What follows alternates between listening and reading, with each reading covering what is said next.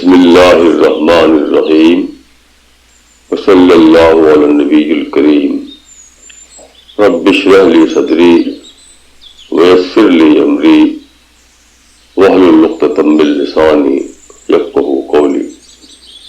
بسم اللہ الرحمن الرحیم وصلی اللہ علی النبی الکریم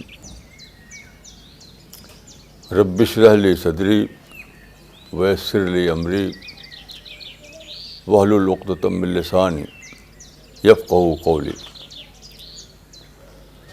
8 مارچ 2015۔ آج کی ٹاک کے لیے میں نے ایک حدیث کو منتخب کیا ہے۔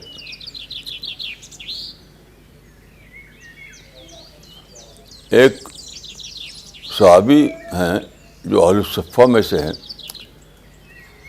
اور مہاجرین میں سے ہیں، ان کا نام تھا ارباض بن ساریہ۔ ان کی وفات ہوئی ہے سن 75 ہجری میں۔ تو وہ ایک روایت بیان کرتے ہیں۔ یہ روایت ہے رسول اللہ کے آخری زمانے کی۔ مدینہ کی مسجد میں، جس کو ہم کہتے ہیں مسجد نبوی، اس میں رسول اللہ صلی اللہ علیہ وسلم نے ایک خطبہ دیا۔ تو وہ کہتے ہیں کہ وہ خطبہ اتنا مؤثر تھا کہ لوگ اس کو سن کر رونے لگے، ان کے دل دہل اٹھے۔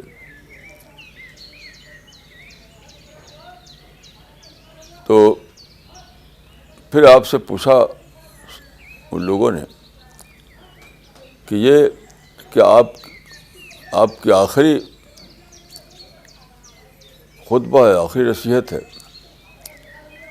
تو ہمیں کچھ ایسی بات بتا دیجیے جو ہمارے لیے مفید ہو۔ تو آپ نے فرمایا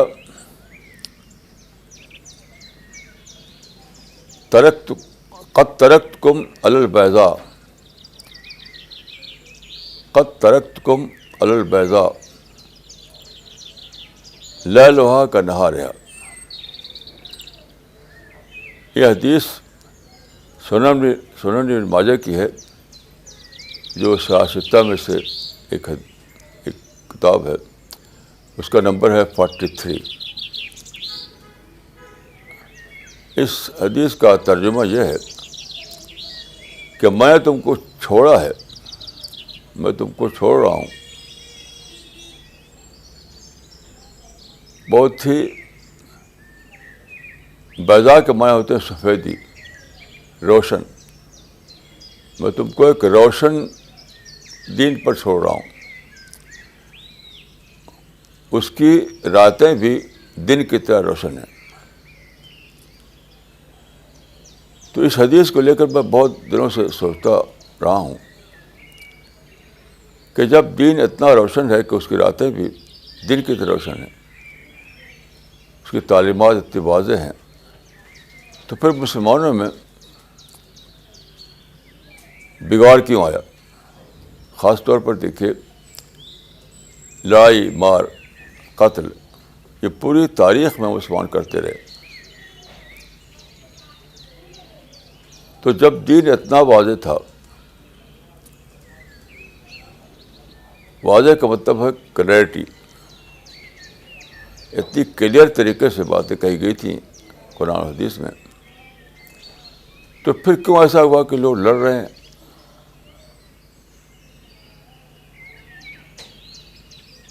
تو آج صبح میں سوچ رہا تھا یہ بات، میں بیٹھا ہوا تھا اپنے گھر کے باہر جو بارجہ ہے، تو اس وقت سورج نکلا ہوا تھا۔ سورج کی روشنی مجھے بہت پسند ہے، مجھے سورج کی دھوپ میں بیٹھنا بہت اچھا لگتا ہے۔ تو بیٹھا ہوا تھا میں، پھر کیا ہوا کہ دھوپ چلی گئی۔ اس وجہ یہ تھی کہ وہاں بادل آ گیا تھا، یعنی زمین اور سورج کے درمیان بادل، کلاؤڈ. تو اگرچہ اس کلاؤڈ کے باہر سورج اب بھی روشن تھا، اب بھی پوری طرح روشن تھا، لیکن میرے لیے دھوپ چلی گئی.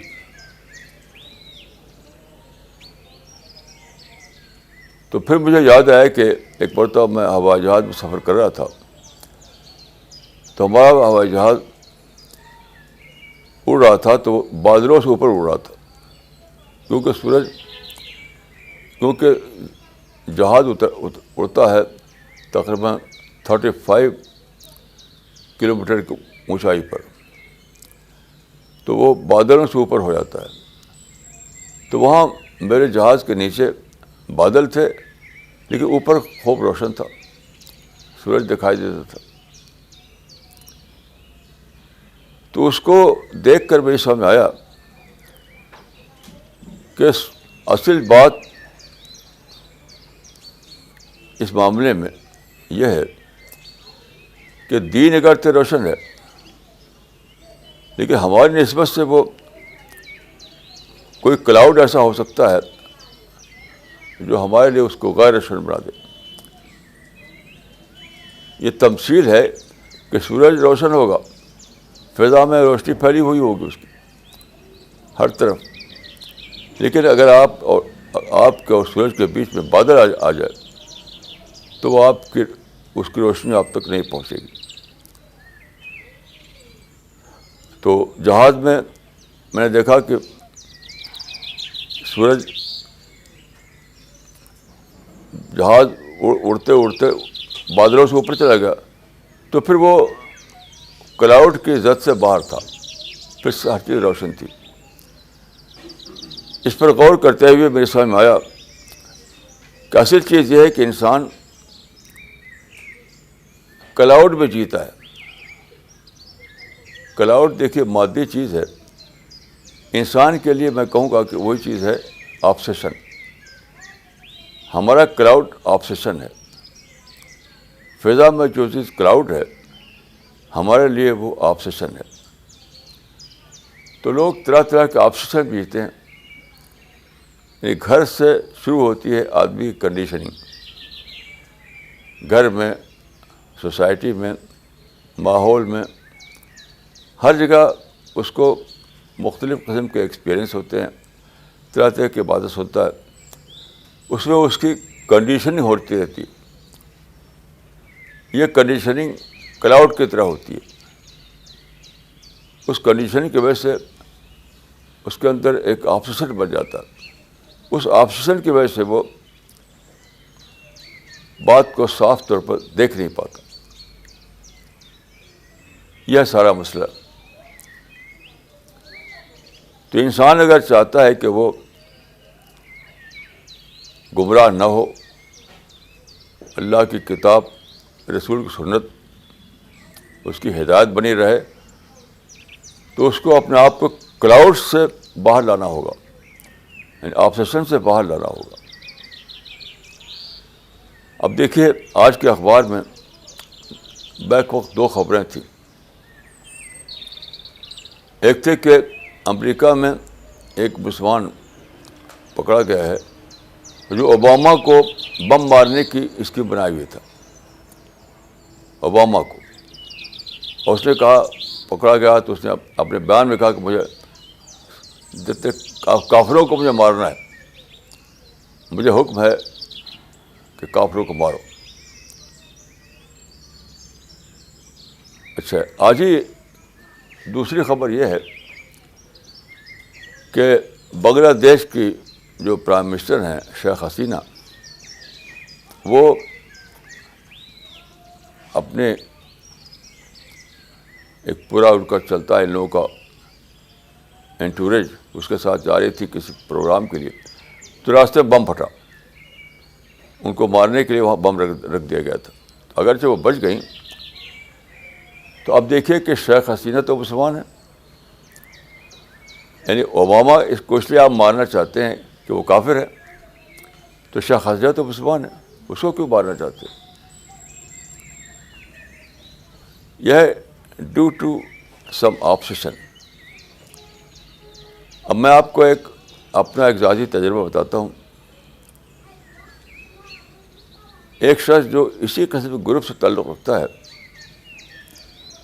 رکھتا تھا, یعنی ملیٹنٹ گروپ,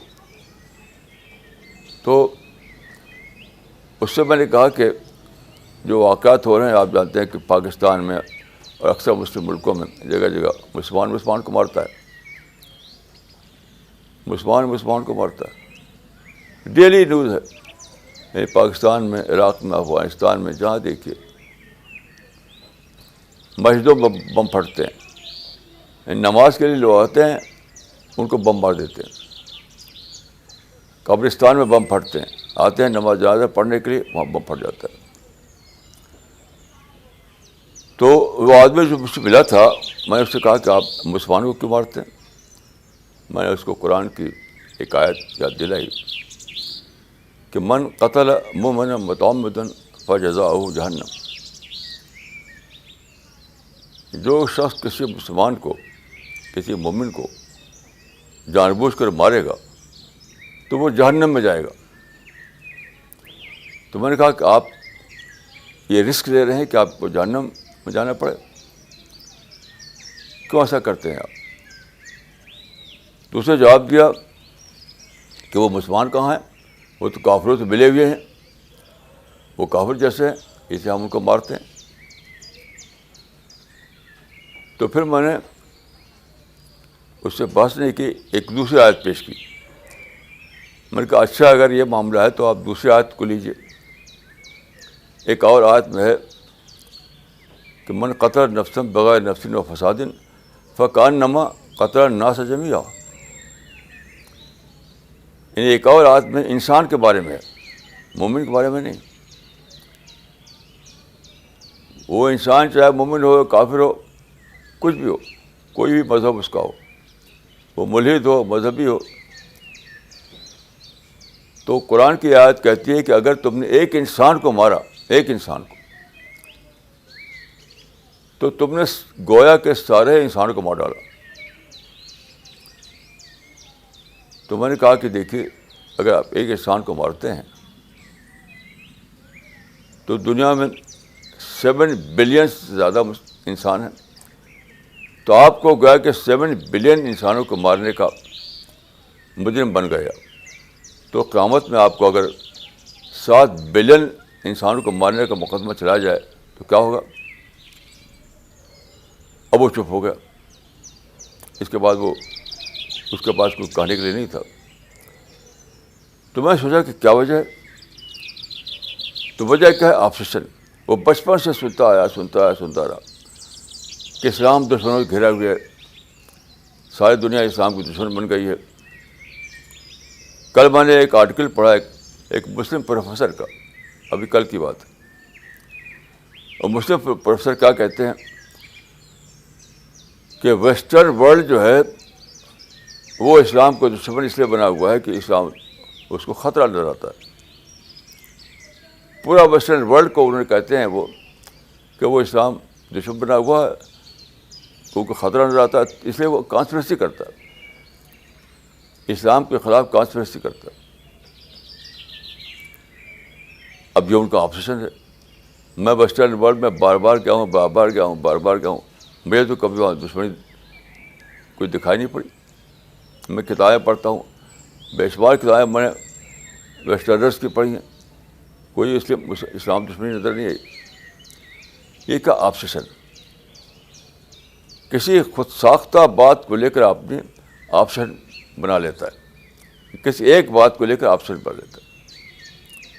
اب وہ آبسیشن اتنا چاہتا ہے کہ بس وہی اس کی سوچ بن جاتی ہے, وہی اس کی سوچ بن جاتی ہے.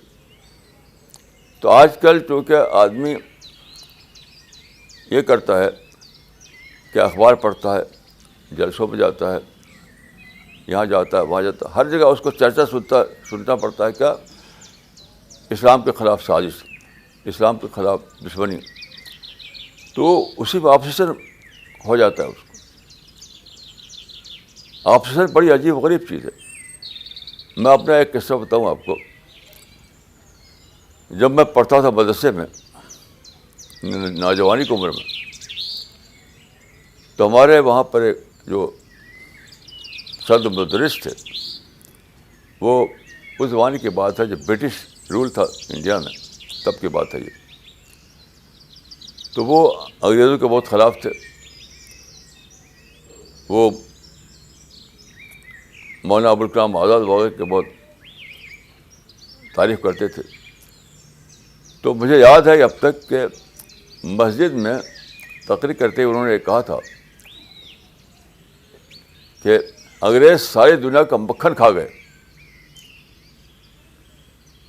یہ ممبر پر کھڑے ہو کر کہا تھا انہوں نے مسجد میں، انگریزوں کو برائی بتاتے ہوئے، انگریز بہت ہی ایکسپلائٹر ہیں، انگریز بڑے ایسے ہیں ویسے ہیں. تو انگریز ساری دنیا کا مکھن کھا گئے. تو آپ یقین کیجیے کہ بہت سالوں تک وہی سمجھتا رہا سچ مچ کہ دنیا بھر کا مکھن منگا منگا کے کھا جاتے ہیں انگریز. یہ بہت ریڈیکولس بات ہے یہ. لیکن اس عمر میں جب کہ میری میچور نہیں ہوا تھا، جب میں سنا میں نے ایک سینئر عالم کی زبان سے کہ انگریز ساری دنیا کا مکھن کھا گئے، تو وہی سمجھ بیٹھا کہ واقعی مکھن کھا گئے. حالانکہ میرے اپنے گھر میں بھینس پلی ہوئی تھی، اس کا مکھن نکلتا تھا، لیکن وہ اس کے باوجود میں سمجھتا رہا میرے بھینس کا مکھن تو مجھے ملتا تھا، وہ انگریز نہیں اٹھا لے آتے تھے. وہ یہ بہت ہی عجیب، میں آج سوچتا ہوں تو میں عجیب اس میں پڑ جاتا ہوں کہ کیا چیز کنڈیشننگ. ہمارے گھر میں برابر یعنی بھینس رہتی تھی، ہمیشہ دودھ، ہماری ماں جو تھی وہ دودھ کا مکھن نکالتی تھی. تو میں نے کبھی نہیں سوچا کہ اگر دنیا بھر کا مکھن کھا گئے تو میرا مکھن کیسے بچ گیا. یہ ہے آبسیشن. تو آج کل کے جو مسلمان ہیں ان کا معاملہ یہ ہے کہ قرآن تو واضح ہے، اس کے اندر کلیئرٹی ہے، حدیث واضح ہے، اس کے اندر کلیئرٹی ہے، لیکن ان کے اور اس روشن کتاب کے درمیان کلاؤڈ آ گیا ہے، آبسیشن. اس کی وجہ سے انہیں کچھ سمجھ میں نہیں آتا، کچھ بھی سمجھ میں نہیں آتا. جیسے دیکھیے، میں آپ کو آج ہی کی ایک مثال دیتا ہوں. آج کے اخبار میں ایک بڑی ہی عبرت کی خبر ہے. عراق میں ایک شہر ہے موصل، MOSIL. اس کے قریب ایک بہت پرانا یعنی تقریباً 3000 سال کی ایک بلڈنگ تھی. اس زمانے وہ ٹیمپل ہوگا کچھ. تو بہت وہاں سیاح آتے تھے، ٹورسٹ آتے تھے. وہاں ورلڈ ہیریٹیج میں اس کو شامل کیا تھا یونیسکو نے. آج کی خبر ہے کہ اس کو بلڈوز کر کے جو ISIS والوں نے اس کو بلڈوز کر کے تباہ کر دیا. تو میں اس پر سوچنے لگا کہ کیوں تباہ کیا. ان کا آبسیشن یہ ہے کہ یہ ٹیمپل ہے، یہاں پر شرک ہوتا تھا، اسے ہم توڑ رہے ہیں. لیکن دوسرا آسپیکٹ جو ہے کہ اس کی وجہ سے وہاں ٹورسٹ آتے تھے، ہزاروں ہزار ٹورسٹ. تو اس زمانے کا ہم کو دعوت کا موقع تھا. تو ماضی میں، آج تو وہاں کوئی شرک نہیں تھا، آج تو صرف بلڈنگ تھی وہاں پر. ماضی میں کچھ لوگ وہاں شرک کرتے ہوں گے، لیکن آج تو وہاں پر سیاح آتے ہیں، ٹورسٹ آتے ہیں. وہ ہمارے لیے موضوع ہے، ہمارے لیے یعنی ہم سفر کر کے جاتے دنیا بھر میں تو کتنا مشکل تھا. سفر کیے بغیر دنیا بھر کے سیاح وہاں آ رہے ہیں، ٹورسٹ. اور خوب ان کو ہم اللہ کی کتاب پہنچائیں، اللہ کا پیغام پہنچائیں. کتنا گولڈن چانس ہے، لیکن یہ نہیں دکھائی دیا انہوں نے. 3000 سال کی آبسیشن اتنا ڈیپ تھا ان کا کہ آج کا واقعہ دکھائی نہیں دیا انہوں نے، اس کو توڑ دیا. اب غور کیجیے کہ دعوت کے اعتبار سے یہ کتنا بڑا نقصان ہے. دعوت کے اعتبار سے ایک کتنا بڑا نقصان ہے. پھر میں نے سوچا کہ یہ رسول اللہ کی سنت کے خلاف ہے. رسول اللہ جب مکہ میں آپ نے مشن شروع کیا، اپنا توحید کا مشن 610 عیسوی میں، تو وہاں پر جو کعبہ تھا اس میں 360 بت رکھے ہوئے تھے. 360 بت. وہاں شرک الائیو تھا. یعنی وہ جو موصل کی بلڈنگ ہے وہ شرک تو ڈیڈ شرک تھا. وہاں کبھی شرک ہوتا تھا. اب تو بلڈنگ صرف تھی. کیونکہ ٹورسٹ لوگوں کو ہسٹوریکل مونومنٹ سے بہت دلچسپی ہوتی ہے. سب سے زیادہ وہ اٹریکٹ ہوتے ہیں ہسٹوریکل مونومنٹ سے، سب سے زیادہ. میں نے ایک بار انٹرنیٹ پہ دیکھا کہ نمبر 1 اسپاٹ ٹورسٹ اسپاٹ کون سا ہے، تو معلوم ہوا کہ گریس کی ایک بلڈنگ ہے جو بہت پرانی، سب سے زیادہ پرانی ہے، اس لیے وہاں بہت ٹورسٹ جاتے ہیں. تو ہسٹوریکل مونومنٹ جو ہیں وہ ٹورسٹوں کا بہت بڑا اٹریکشن ہوتے ہیں، اس لیے وہاں آتے ہیں وہ. تو موصل کی بلڈنگ تو کبھی وہاں شرک ہوتا ہوگا، آج تو وہاں کچھ بھی نہیں تھا. اور رسول اللہ کے زمانے میں جو کعبہ تھا وہاں تو شرک باقاعدہ ہوتا تھا، آپ کے سامنے الائیو تھا وہاں شرک، اور 300,000 بت رکھے ہوئے تھے. لیکن آپ نے کبھی توڑنے کی کوشش نہیں کی. کیوں؟ اس لیے کہ وہاں آپ کو مدعو ملتے تھے. مدعو ملتے تھے. جیسے آج کل ٹورسٹ ہوتے ہیں، تو اس زمانے میں سارے عرب کے لوگ آتے تھے کعبہ کے اندر جو بت رکھے ہوئے تھے ان کے پرستش کرنے کی. تو وہاں باقاعدہ مسلسل گیدرنگ ہوتی تھی اسی بتوں کی وجہ سے. تو رسول اللہ نے بتوں کے پر کچھ بھی سوال نہیں اٹھائے، کچھ بھی وہاں پروٹیسٹ نہیں کیا. کیونکہ آپ نے دیکھا کہ یہ تو مجھے بڑا موقع دے رہے ہیں، گولڈن چانس مل رہا ہے مجھے. اسی کے بہانے اتنے سارے لوگ آتے ہیں جن کو میں دعوت دے سکتا ہوں. تو رسول اللہ کو مدعو نظر آیا، مدعو، اس لیے آپ نے اس کے خلاف کوئی ہنگامہ نہیں کیا. یہ ہے آبسیشن. آبسیشن کی وجہ سے آئی ایس میں اس کا نام ہی بھول جاتا ہوں، آئی ایس ان کو 3,000 سال کی تاریخ یاد آئی. اسی آبسیشن میں جی رہے تھے وہ. رسول اللہ کو الائیو شرک تھا وہ بھی نظر انداز کیا آپ نے، کیونکہ وہاں مدعو تھا. تو دیکھیے اس زمانے کے مسلمانوں کا مسئلہ یہ ہے کہ وہ ان کی جو کنڈیشننگ ہے، ان کا جو آبسیشن ہے، اس کی وجہ سے ان کا مزاج یہ بن گیا ہے کہ دنیا کو جو بانٹے ہوئے ہیں، جو ایکویشن قائم کر رکھا ہے وہ مسلم اور کافر کا، فرینڈ دوست اور دشمن کا، یہ ایکویشن ہے، وی اینڈ دے کا. اس آپس میں جیتے ہیں مسلمان. لیکن جو رائٹ طریقہ ہے وہ یہ کہ آپ کا ایکویشن یہ ہو کہ دنیا کو آپ بانٹیں دائی مدعو میں. ہم دائی ہیں، وہ مدعو ہیں. یعنی وہ ایکویشن کہ ہم مسلم ہیں، وہ کافر ہیں، ہم کچھ اور ہیں، وہ کچھ اور ہیں، یہ مومن کا آبسیشن نہیں ہوتا. یہ رسول اللہ کا آبسیشن نہیں تھا. رسول اللہ کے نزدیک دنیا میں جو 2 گروپ تھے وہ تھے، ایک دائی دوسرا مدعو. باقی فیصلہ اللہ کیا ہونا ہے، وہ فیصلہ اللہ کیا ہونا ہے، کون کیا ہے کون کیا ہے. دنیا کے اعتبار سے جو ایکویشن ہے وہ دائی اور مدعو کا ہے. تو رسول اللہ کو ہر انسان مدعو سے نظر آتا تھا، مدعو ہر انسان. باقی سب چیزیں رسول اللہ کے لیے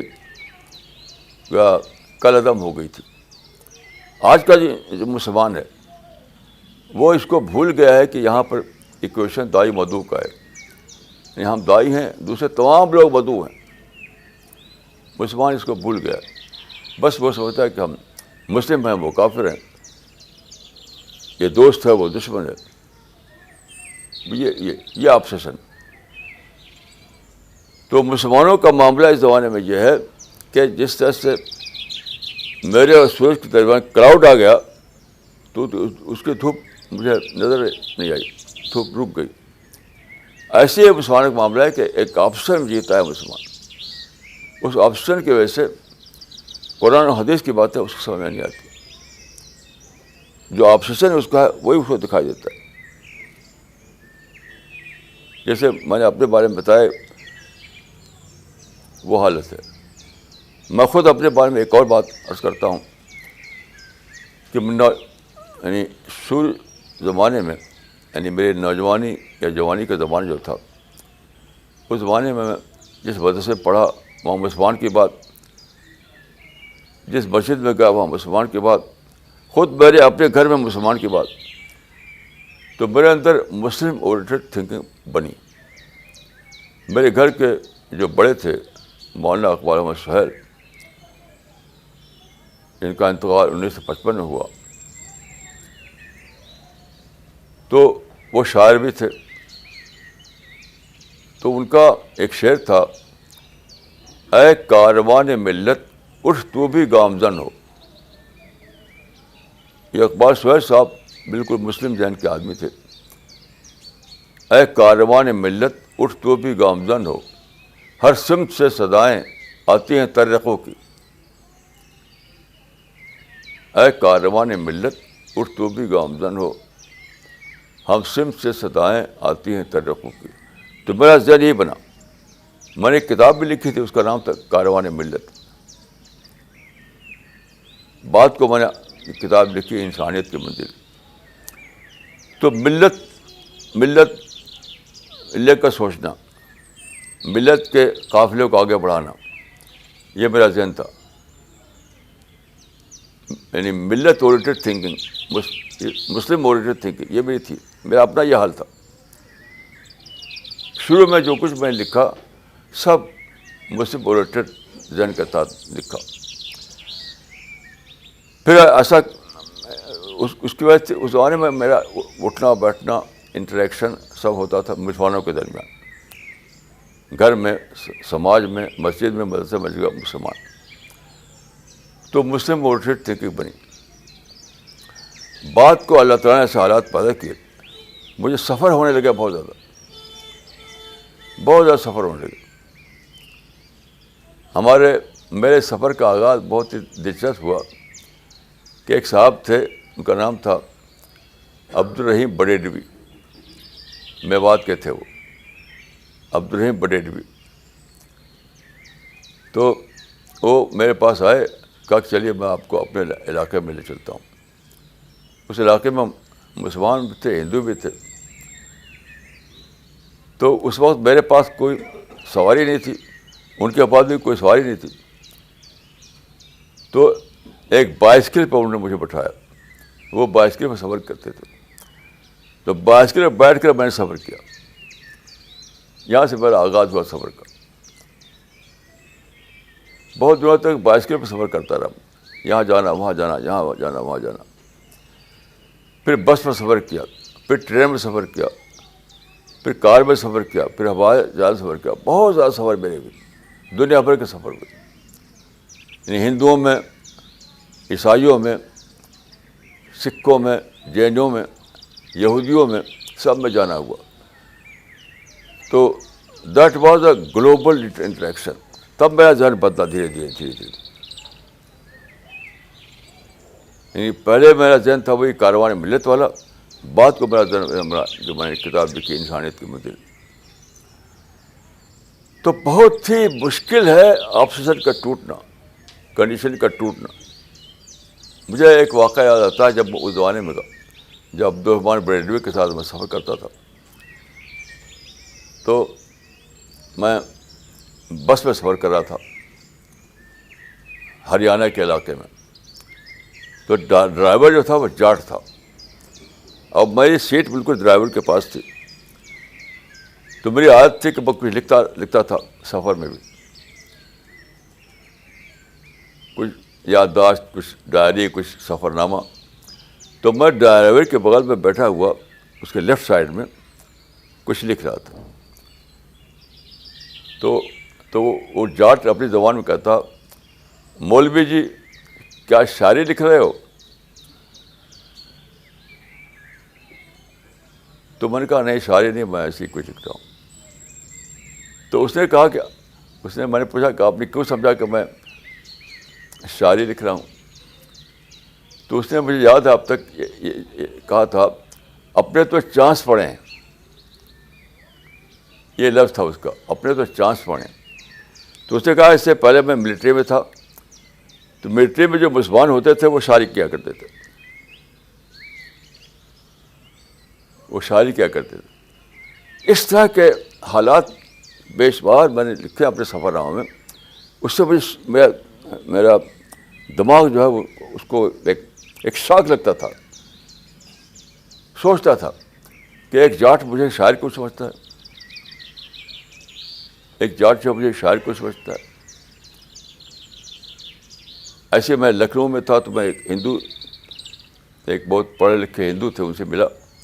انہوں نے کہا کہ محمد کو تاریخ سے نکال لیا جائے تو تاریخ میں کیا کمی رہ جائے گی. اس طرح کے بہت یورپ میں، امریکہ میں، انڈیا میں، ہر جگہ مجھے سابقے پڑے. میرا ذہن ٹوٹنے لگا.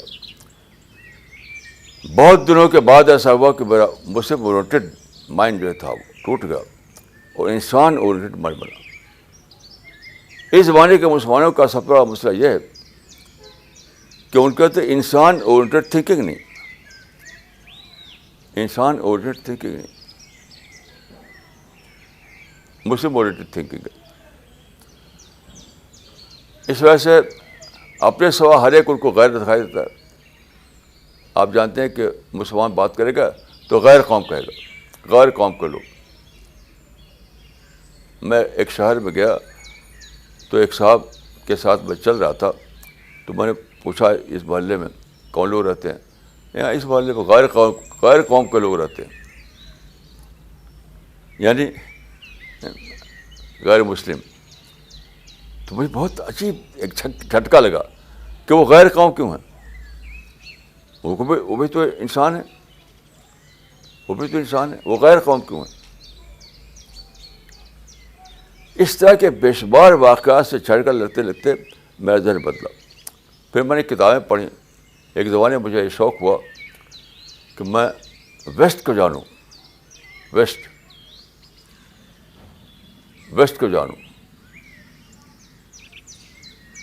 سب سے پہلا جو مجھے جھٹکا لگا تھا کہ اس کو جاننے کی، ویسٹ کو جاننے کا، تو میں نے ایک آرٹیکل پڑھا تھا.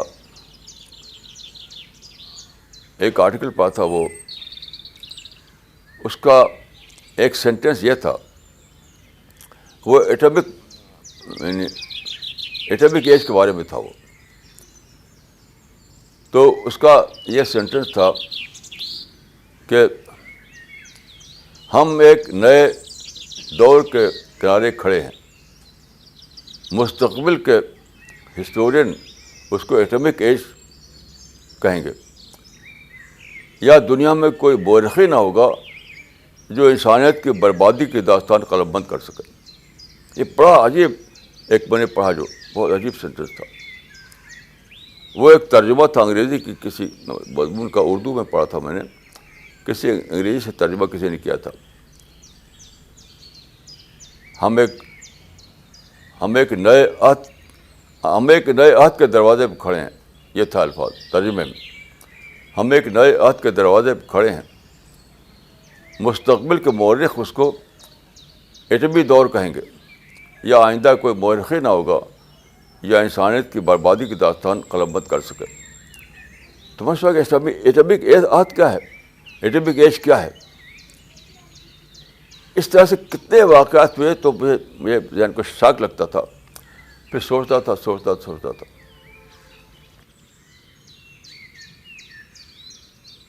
پھر دیکھیے، جب پہلی بار میں گیا فلسطین یا اسرائیل کے لیے، تو وہاں ایک کانفرنس میں مجھ کو بلایا گیا تھا. تو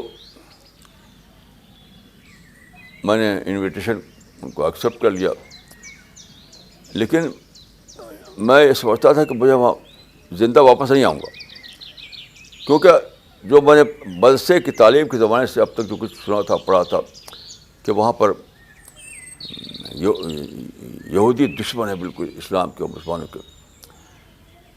تو میں نے ان سے کہا کہ میں کانفرنس میں آؤں گا, لیکن مجھے مسجد اقصیٰ کو دیکھنا ہے. تو اسی زمانے میں کویت کا ایک عربی پرچہ ہوا کرتا تھا, مسجد اقصیٰ کی تصویر چھپی تھی اس کے فرنٹ پیج پر. تو اس میں دکھایا تھا کہ مسجد اقصیٰ کے باہر سنگین بندوقیں لیے ہوئے اسرائیلی فوجی کھڑے ہوئے ہیں. تو یہ مشہور تھا کہ وہاں خونخوار بھیڑیے کی طرح ہوتے ہیں وہ اسرائیلی فوجی. تو میں سوچتا کہ میں جاؤں گا تو مار ڈالوں گے, لیکن مجھے ایک شوق تھا کہ اس مسجد اقصیٰ کو دیکھوں. تو انہوں نے کہا کہ ٹھیک ہے, ہم آپ کو ارینج کریں گے, آپ جا کے دیکھیے گا. اچھا, جب میں وہاں گیا تو اسرائیلی فوجی تھے وہاں پر, لیکن انہوں نے مجھے کوئی برا بلا نہیں کہا. صرف اتنا ہوا کہ اس نے پوچھا انت مسلم, کیا آپ مسلمان ہیں؟ انت مصلی, کیا آپ نماز پڑھتے ہیں؟ پھر اس کا کہ جاؤ جاؤ. کچھ بھی نہیں, نہ کوئی مسجد کی چاروں طرف کوئی فوج نہیں. تو اس سے سمجھیے کہ جس آپشن میں جیتا تھا, آپشن کیسے بنا تھا. کہ یہی سنا تھا میں نے مسلمانوں کے ماحول میں کہ یہودی بڑے دشمن ہیں, وہ تو ہر وقت بھیڑیے کی طرح رہتے ہیں مسلمانوں کے لیے, اور وہاں پر مسجد اقصیٰ کو فوج کے ذریعے گھیر رکھا ہے, وہاں جائے گا تو کچھ بھی نہیں. تو میرا آپشن ٹوٹا کیسے؟ انٹریکشن کے تھرو, گلوبل انٹریکشن کے تھرو. اچھا, عام طور پر مسلمان کیا ہے, وہ گھیٹو مینٹیلٹی ہے, اپنے علاقوں میں رہتے ہیں. یعنی شہر کے اندر ان علاقوں میں نہیں جاتے وہ جہاں غیر مسلم رہتے ہوں, اپنے گھیٹوں میں وہ اسی میں خوش رہتے ہیں. تو گھیٹو مینٹلٹی کا ٹوٹنا یہ بہت ضروری ہے, انٹریکشن کا بڑھنا یہ بہت ضروری ہے. ہمارے علماء نے ایک بہت بڑی غلطی یہ کی کہ انگریزوں نے انڈیا میں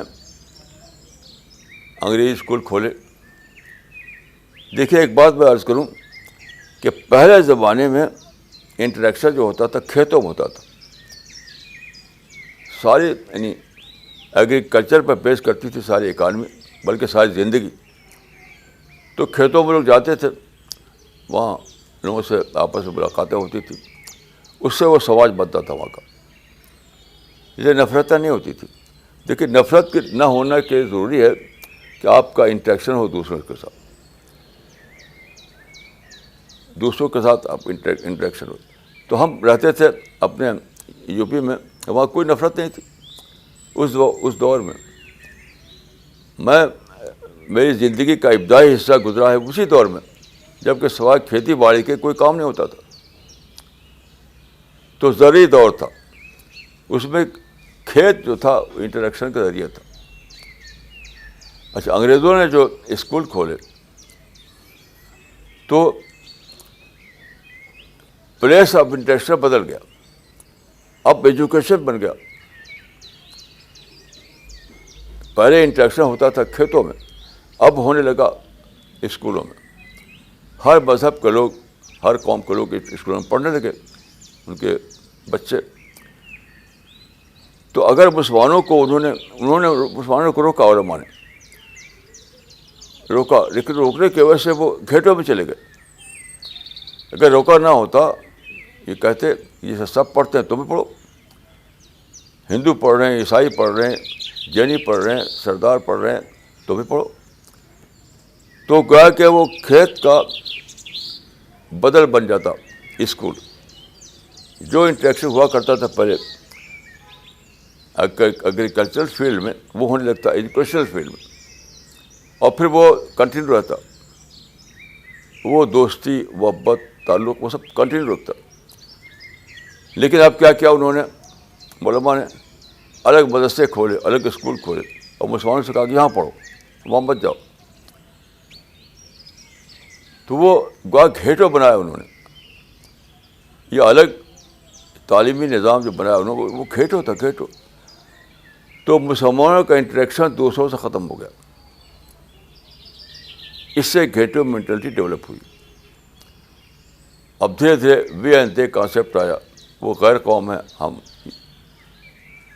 مسلمان ہیں, وہ غیر قوم ہے. یہ سب آیا. یہ سب بڑھتے بڑھتے یہاں تک پہنچا ہے کہ اب نفرت, تشدد, انتقام, یہی ہے. ابھی جو دیکھیے آج کل مسلمان جو سب سے زیادہ بھڑکتے ہیں, جس کو کہتے ہیں وہ شتم رسول یا بلاسفیمی. کوئی واقعہ ہوتا, کوئی کارٹون چھپ گیا, کوئی ایسی بات ہو گئی تو بھڑکتے ہیں, سارے دنیا میں ہنگامہ کرتے ہیں. اس کو کہتے ہیں شتم رسول. دیکھیے شتم رسول یہ ان کا ورڈ نہیں, ہم مسلمان کا دیا ہوا ورڈ ہے. بلاسفیمی ان کا ورڈ نہیں ہے. جن کو آپ کہتے ہیں کہ بلاسفیمی کر رہے ہیں, انہوں نے کبھی نہیں کہا کہ ہم بلاسفیمی کرتے ہیں, ہم شتم کرتے ہیں. مسلمانوں نے دے رکھا ہے. کیوں؟ اس آفیسر کی وجہ سے. وہ سمجھتے ہیں کہ جو آدمی اگر ایسی بات کہے رسول اللہ کے بارے میں جو ہماری باتوں کے مطابق نہ ہو, تو بس وہ شتم کر رہا ہے, وہ بلاسفیمی کا کیس ہے. یہ یہاں تک بڑھا ہے کہ میں خود اپنا قصہ بتاتا ہوں آپ کو کہ امریکہ میں ایک مسجد میں میری تقریر ہوئی. وہ سب مسلمان تھے. وہاں پاکستان کے اور دوسرے جگہوں کے مسلمان تھے. وہ میری تقریر انگریزی میں ہوئی تھی کیونکہ وہاں نوجوان طبقہ بہت سا تھا. تو میری تقریر کے بعد ایک نوجوان لگا ہنگامہ کرنے. حالانکہ میں جو تقریر کی تھی بالکل کوئی اس میں اختلافی بات نہیں تھی. بڑا ہنگامہ کیا اس نے. میں سمجھتا تھا کیا کہہ رہا ہے وہ. جب کہتے کہتے میرے اسٹیج کے پاس آ گیا تب میں نے سنا کہ وہ کہہ رہا ہے کہ you mention our profit 10 times but you never said محمد صلی اللہ علیہ وسلم. اس پر بھڑکا ہوا تھا. تو اس کا آبسیشن یہ ہے کہ محمد تو نام لو, صلی اللہ علیہ وسلم ضرور کہو. نہیں کرو گے تو پھر تم بلاسفیمی کا کیس کر رہے ہو. میں اپنے بارے میں کہہ رہا ہوں کہ میں رسول اللہ صلی اللہ علیہ وسلم کتابیں لکھی ہیں. اس لڑکے نے تو کوئی کتاب نہیں لکھی. یعنی محمد صلی اللہ علیہ وسلم کے مشن کو چلا رہا ہوں میں. وہ لڑکے نے تو کوئی مشن نہیں چلایا. لیکن وہ سنتا آیا بچپن سے کہ جہاں محمد آئے تو صلی اللہ علیہ وسلم کہو, نہیں تو تم بلاسفیمی کا کیس کر رہے ہو. تو خلاصہ یہ ہے کہ مسلمان اپنے آبسیشن میں جی رہے ہیں. یعنی خدا کی کتاب, اللہ کی سنت سورج کے روشن ہے, لیکن مسلمان کے بیچ میں اور اس کے بیچ میں ایک کلاؤڈ آ گیا ہے. اسے وہ کچھ سمجھ نہیں پاتے. تو اس کلاؤڈ کو ہٹانا ہے, یعنی اس کنڈیشننگ کو توڑنا ہے, تب جا کر اصلاح ہوگی. اور کوئی طریقہ اصلاح کا نہیں. آپ جلسے کریں یا ہنگامے کریں, کچھ بھی کریں, کچھ ہونے والا نہیں. جب تک کنڈیشننگ نہیں ٹوٹے گی تب تک کوئی اصلاح نہیں ہوگی. جیسے کہ سورج کیا میرے بیچ میں کلاؤڈ آ گیا اور دھوپ ختم ہو گئی تو میں شور کرتا, میں بم مارتا تو اسے کچھ ہوتا نہیں. وہ کلاؤڈ جب ہٹے گا تب مجھے دھوپ ملے گی. ایسے مسلمانوں کا معاملہ یہ ہے کہ ان کے اور قرآن و سنت کے بیچ میں کلاؤڈ آ گیا ہے, آبسیشن کا, کنڈیشننگ کا. اس کا ہمیں توڑنا ہے. تو میں دعا کرتا ہوں کہ اللہ تعالیٰ مجھ کو اور آپ کو توفیق دے کہ آپ یہ سمجھیں کہ روٹ کاز کیا ہے. اس وقت جو صورتحال ہے اس کی روٹ کیا ہے, روٹ کاز کیا ہے اس کا, اور وہاں پر کوشش کریں. اپنی کہیں اور کوشش کریں گے تو اس کا کوئی فائدہ نہیں. اسٹیج ایکٹیویزم، اسٹریٹ ایکٹیویزم یا گن کلچر اور بم کلچر سے کچھ ہونے والا نہیں. یہ معاملہ انٹلیکچوئل آبسیشن کا معاملہ ہے، انٹلیکچوئل کنڈیشننگ کا معاملہ ہے. اب وہاں پر ہمیں سمجھنا ہوگا، وہاں پر کوشش کرنا ہوگا. تو میں دعا کرتا ہوں کہ اللہ تعالیٰ مجھ کو اور آپ کو توفیق دے کہ ہم بات کو سمجھیں اور اپنی بات کو اس انداز میں کہیں جو رزلٹ اورینٹڈ ہو. السلام علیکم ورحمۃ اللہ وبرکاتہ. مولانا یہ سوال دھامپور سے بھیجا ہے مہتاب صاحب نے، اور انہوں نے لکھا ہے کہ مولانا صاحب، اگر کوئی ڈاکٹر کسی دوسرے ڈاکٹر سے میڈیکل لائن کی بات کرے تو وہ ڈاکٹر اس بات کو فوراً سمجھ لے گا. میرا سوال یہ ہے کہ آپ بھی ایک عالم ہیں، قرآن اور حدیث کے حوالے سے بات کرتے ہیں، پھر ہمارے ان علماء کو آپ کی بات کیوں سمجھ میں نہیں آتی؟ بھائی آج کی بات، آج کا میں جو بولا ہوں تو اسی پہ بولا ہوں کہ کراؤڈ ہے، یعنی وہ ان کے اور عصر بعد کے بیچ میں ایک کراؤڈ آ گیا ہے، اس کی وجہ سے سمجھ میں نہیں آتی. جس کو میں نے مثال دی، کئی مثالیں.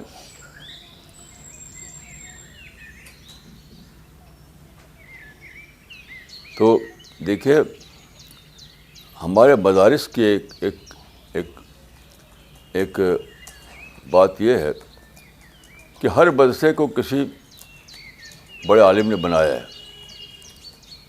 صرف ایک مدرسہ اس میں ایکسیپشن ہے، وہ جامعہ دارالاسلام.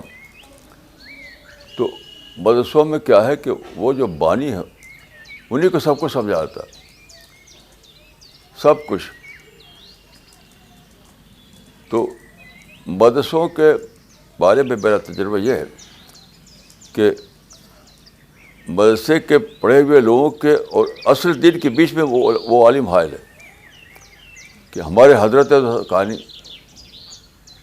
میں نے کتنی بار تجربہ کیا ہے کہ کوئی بات ایسا میں کہوں جو قرآن حدیث کے حوالے سے کہوں تو وہ کیا کہہ دیں گے، بھائی ہمارے حضرت ایسا کیا نہیں، ہمارے حضرت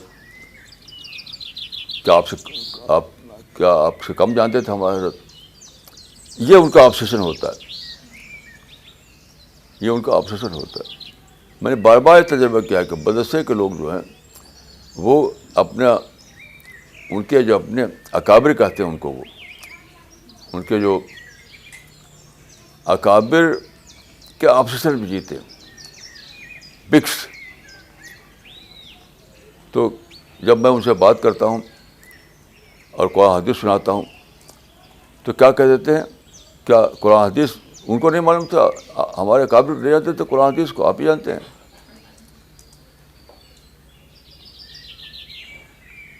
تو یہ ہے ان کی کنڈیشننگ. اس کنڈیشننگ کو توڑنا، یعنی آپ جانتے ہیں کہ بہت سے مدرسے کو پڑھے ہوئے بھی ہمارے ساتھی ہیں، ان کی کنڈیشننگ ٹوٹی ہے. تو کنڈیشننگ کو ٹوٹنے کی شکل یہ ہے کہ آپ ہماری کتابیں پڑھوائیں، ہماری کتابیں پڑھوائیں. مجھے بہت سے یعنی مدارس کے فارغین میں بہت سے لوگ ہیں جو ہمارے خلاف تھے، پھر جب ان کی کتابیں پڑھوائی گئیں تو انہوں نے مان لیا کہ بھائی یہ تو بات ٹھیک ہے. تو میرے خیال سے لٹریچر کو پڑھانا بہت ضروری ہے. اسی سے کنڈیشن ٹوٹے گی، اس کے بعد ان کا اختلاف ختم ہو جائے گا.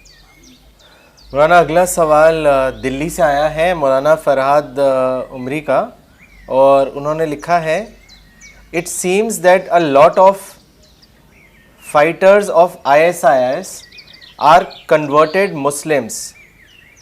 What is the reason that these new Muslims who entered into the fold of Islam after reading Quran and other Islamic books do not become sympathizers of humans but become sympathizers of Muslims? What is the reason and how do we counter this trend? دیکھیے اس کو میں نے کافی اس پہ سوچا، study کی ہے. اصل چیز یہ ہے کہ دیکھیے یہ جو نو مسلم ہیں وہ متاثر ہوئے قرآن کو پڑھ کر کے، قرآن کو پڑھ کے متاثر ہوئے، لیکن جب اسلام میں داخل ہوئے تو پھر آ گئے مسلمانوں میں. قرآن کا اپنا کوئی معاشرہ تو ہے نہیں، کوئی ایسی سوسائٹی نہیں جس کا نام قرآن سوسائٹی ہو. سوسائٹی تو مسلمانوں کی ہے، وہی مسلمان. تو بات کے جو ان کی ذہن بنتا ہے ان کو بات کو، وہ سب مسلم سوسائٹی میں بنتا ہے. تو گا کہ ان کا دو دور ہے، ایک پری اسلام، ایک پوسٹ اسلام. پری اسلام میں تو انہوں نے قرآن کو پڑھا، اس میں متاثر ہوئے، لیکن پوسٹ اسلام میں وہ آ گیا مسلمانوں کے ماحول میں. تو یہ مسلمانوں کے ماحول کی وجہ سے ایسا ہوا. یہ بہت بڑا مسئلہ ہے کہ مسلمان جو ہیں ان کا حال وہی ہو رہا ہے کہ ہر چیز کے درکان نمک رفت نمک شد. اب اس کا حل یہی ہے کہ اب ہمارا جو لٹریچر ہے اس کو پڑھایا جائے، اور اس کا کوئی حل نہیں. مولانا انہوں نے ایک اور کامنٹ بھیجا ہے جس پہ وہ آپ کا بھی ویو چاہتے ہیں. انہوں نے لکھا ہے کہ ریسنٹلی ایک پاکستانی رائٹر نے ایک سروے کے بنیاد پر یہ لکھا ہے کہ پاکستان میں ایک نمازی مسجد جاتے ہوئے ڈرتا ہے. ان لوگوں کا کہنا ہے کہ دنیا میں کہیں بھی اتنی انسیکیورٹی نہیں ہوگی، ایون اسرائیل میں. آپ کا اس پہ کیا کامنٹ ہے؟ اس کی وجہ دیکھیے یہ ہے کہ مسلمان جو ہیں وہ رہ گئے اپنے ہی گھیٹوں میں. یہ گھیٹوں مینٹیلٹی ہے.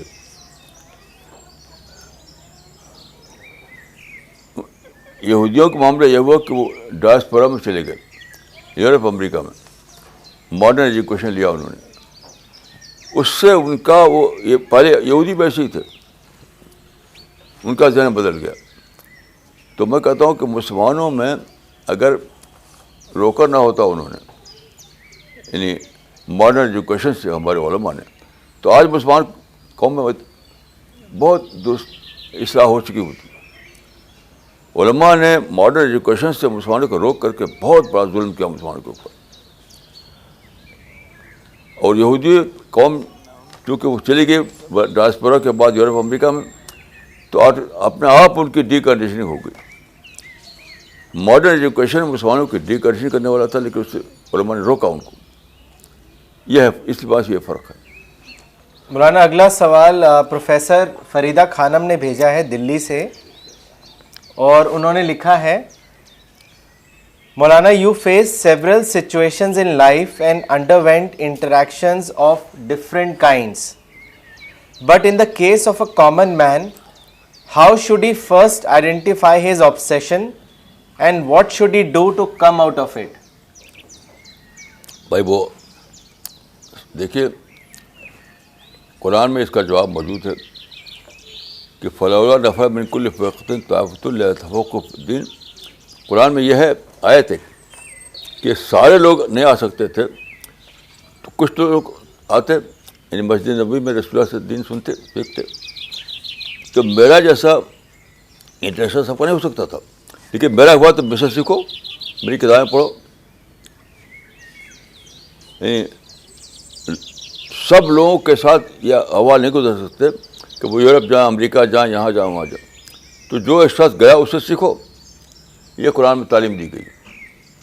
فلولا نفر من كل فرقة منهم طائفة ليتفقهوا في الدين ولينذروا قومهم إذا رجعوا إليهم لعلهم يحذرون.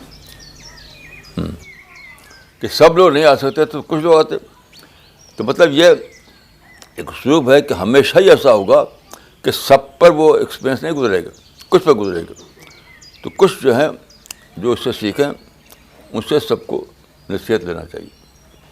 مولانا اگلا سوال چنئی سے کیا ہے مولانا اقبال عمری نے، اور انہوں نے لکھا ہے کہ مولانا الرسالہ مشن کے بارے میں یہی الزام ہے کہ 1990s کے بعد سے آپ ملت اور مسلم اورینٹڈ نہیں ہیں.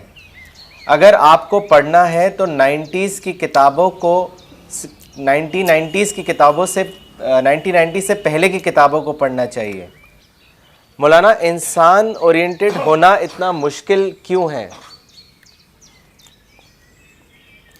مشکل تو ہر چیز ہوتی ہے اس دنیا میں، کوئی چیز مشکل آسان نہیں ہے. مشکل تو ہر چیز ہوتی ہے. میں تو خود مانتا ہوں کہ پہلے جو میں بنا تھا وہ مدرسے نے جیسا بنایا ویسا بن گیا، گھر نے جیسا بنایا ویسا بن گیا، میرے قریب کا جو ماحول تھا جیسا بنایا ویسا بن گیا.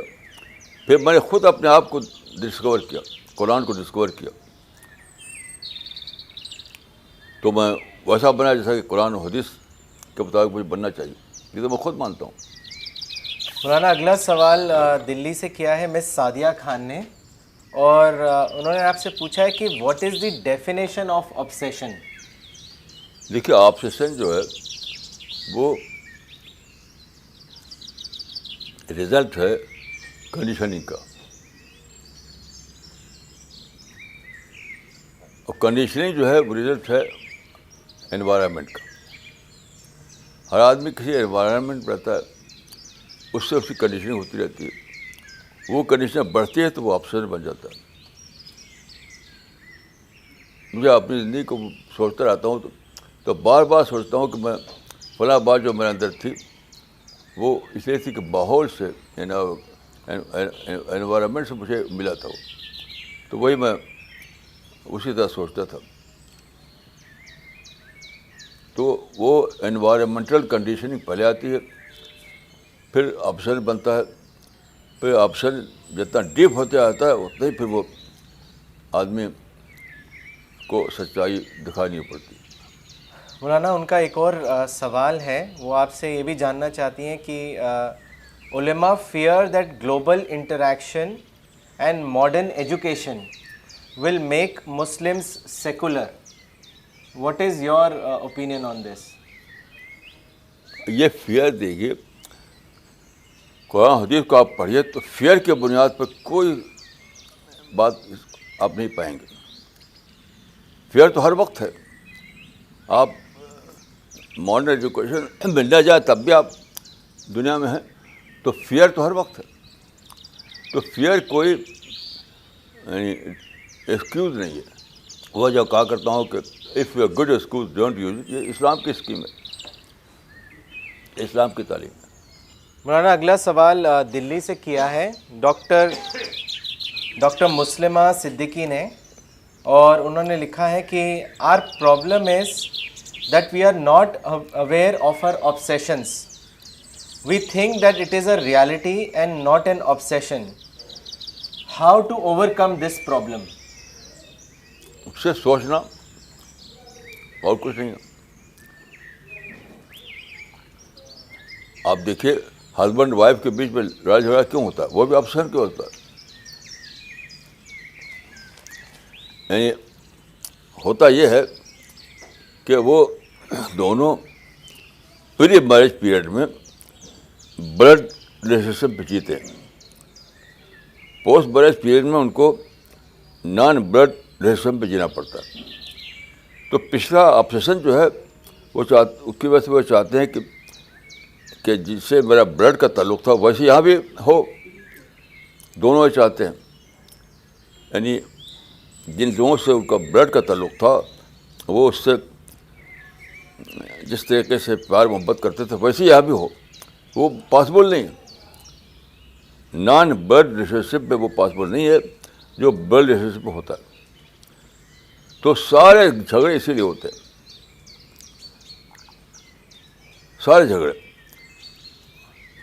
یعنی اس کو میں کہوں گا کہ اوور ایکسپیکٹیشن میں دونوں مبتلا رہتے ہیں. تو اس کا حل ہے سوچنا. سوائے اس کے کیا سوچ ہے؟ میں خود سوچ کر جانا، میں نے اس بات کو میں نے سوچ کر جانا کہ کیوں ایسا ہوتا ہے کہ شادی کے بعد لڑتے جھگڑتے ہیں، لو میرج ہو تب بھی. تو تو اس سوچ کر میں نے جانا، یہ بات کئی کتاب میں پایا لکھا ہوا میں نے، کہ شادی سے پہلے خونی رشتے کے درمیان آدمی ہوتا ہے، تو وہاں تو صرف محبت ہی محبت ہوتی ہے. شادی کے بعد اس کو رہنا پڑتا ہے غیر خونی رشتے کے درمیان، تو یہاں پر وہ فطری محبت نہیں ہوتی، تو سوچ کر آپ کو تعلق بنانا پڑتا ہے. وہاں بغیر سوچے تعلق ہوتا ہے. یہ بات میں نے سوچ کر جانی. تو ہر آدمی سوچے، اپنی عقل کو استعمال کرے. مولانا اگلا سوال دلی سے کیا ہے دانش فضل صاحب نے، اور انہوں نے لکھا ہے کہ Muslims who destroy the historical places اور raze down the historical idols give the example of Prophet of Islam who after the conquest of Makkah had sent the Sahabas to different places to raise down the places of worship and idols. Maulana, is this correct and what is your comment on it? یعنی یہ بالکل correct نہیں ہے. یہ جو worshippers تھے جو انہیں خود بنایا تھا وہ اسلام میں داخل ہو گئے، تو اب وہ جگہ ہے جہاں ان کا کوئی پرپز نہیں رہا، تو انہیں نے ڈھایا اس کو. کوئی اسلام کی تعلیم نہیں ہے کہ بت خانے کو اٹھاؤ، ایسا کوئی نہ قرآن میں نہ حدیث میں. قرآن حدیث میں کہیں بھی ایسا نہیں ہے. مولانا اگلا سوال جودھ پور راجستھان سے کیا ہے محمد وکاس صاحب نے، اور انہوں نے لکھا ہے کہ اس دنیا میں سب کچھ خدا کے اختیار میں ہے، چاہے ہوا کا چلنا ہو یا دن اور رات کا بدلنا یا دنیا میں اور بھی کوئی چینجز کا آنا، لیکن ان سب کے بیچ میں انسان کے اختیار میں کیا چیز ہے، اس کے بارے میں بتائیں. دیکھیے، ایک ہیں نیچرل لاز. تو نیچرل لاز تو جو خدا نے بنائے ہیں وہی رہیں گے، اس میں کوئی بدلاؤ نہیں آ سکتا. انسان کے پاس جو چیز ہے وہ ہے فریڈم آف چوائس. بس یہی ایک چیز انسان کے اختیار میں ہے. اور سچ پوچھے تو انسان کا جو ٹیسٹ ہے وہ اسی میں ہے. اس میں نہیں کہ وہ، جیسے میں نے کہا کہ میرے اور سورج کے بیچ میں کراؤڈ آ گیا، تو میرے بس میں یہ نہیں کہ کراؤڈ ہٹا دوں. تو میرے بس میں جو ہے وہ فریڈم آف چوائس ہے، اور اسی پر ٹیسٹ ہے. اللہ تعالیٰ کے ہاں جو پوچھ ہوگی وہ ہے کہ تم نے صحیح چوائس لیا کہ غلط چوائس لیا. جیسے میں نے مثال دی آپ کو کہ دنیا کو جب اللہ نے مدعو کا درجہ دیا تھا تو انہوں نے دشمن کو بنا دیا. یہ غلط چوائس لیا آپ نے. یعنی قومی بنیاد پر شکایتیں ہوئیں تو قومی بنیاد پر شکایتوں کی وجہ سے تم اس کو دشمن سمجھ لیا. قومی معاملات الگ ہوتے ہیں. اللہ کے نزدیک سب کے سب بدو ہیں، تو تم کو دین کا دعوت پیش کرو، لیکن تم نے قومی شکایتوں کو بنیاد بنایا، رائے اس پر رائے قائم کی، قومی شکایتوں کی بنا پر رائے قائم کی. یہ تمہارا غلط چوائس تھا. مولانا اگلا سوال کیا ہے شیخ طارق صاحب نے دلی سے، اور انہوں نے لکھا ہے کہ I think not only Muslims but the rest of the humanity also live in obsession. What is your comment on this? تو آبسیشن سبھی کو ہوتا ہے، یہ بھی کب کہتا وہ نہیں ہوتا. مگر بھائی اس وقت ایکسپلین کر رہا ہوں کہ مسلمان کیوں قرآن حدیث کے خلاف چلتے ہیں. قرآن حدیث بنا کے قتل کیوں قتل کرتے ہیں، تشدد سے بنا کے کیوں تشدد کرتے ہیں. یعنی اس وقت میں ہیومینٹی کا سبجیکٹ ہی بول رہا تھا، بلکہ یہ بول رہا تھا کہ مسلمان کیوں اتنا قتل کرتے ہیں، بم مارتے ہیں، گن کلچر چاہتے ہیں، سوسائڈ بامنگ کرتے ہیں، کیوں؟ تو اس کو میں نے کہا کہ وہ آبسیشن. مولانا اگلا سوال دلی سے ہے اقبال رسول صاحب کا، اور انہوں نے آپ سے پوچھا ہے کہ how do you see the west cultural influence in contrast to Islamic way of life. Cultural influence تو ہر جگہ ہوتا ہے. ویسٹی کے کیوں کہتے ہیں آپ؟ خود مسلمانوں میں تو مختلف کلچر ہے. آپ جائیں افریقہ میں تو وہاں کا مسلمانوں کا کلچر بالکل الگ ہوگا. آپ روس سے جائیں تو وہاں کے مسلمان کا کلچر الگ ہوا. تو کلچر ڈفرینسز تو ہوتے ہی ہوتے ہیں, اس کا تعلق اسلام سے نہیں ہے. کلچر ڈفرینس پر آپ اسلام کو مت جانچیے کسی کو, آپ اس کے عقیدے پر, اس کے کریکٹر پر جانچیے. مولانا اگلا سوال ابھی دلی سے ہے, شکیل رحمان صاحب نے کیا ہے اور انہوں نے لکھا ہے کہ مولانا صاحب, I am in a confusion. I want your views on that. Can a Muslim work in the Communist Party and cast his vote for it? میں پولیٹیکل ایشوز میرا سبجیکٹ نہیں ہے.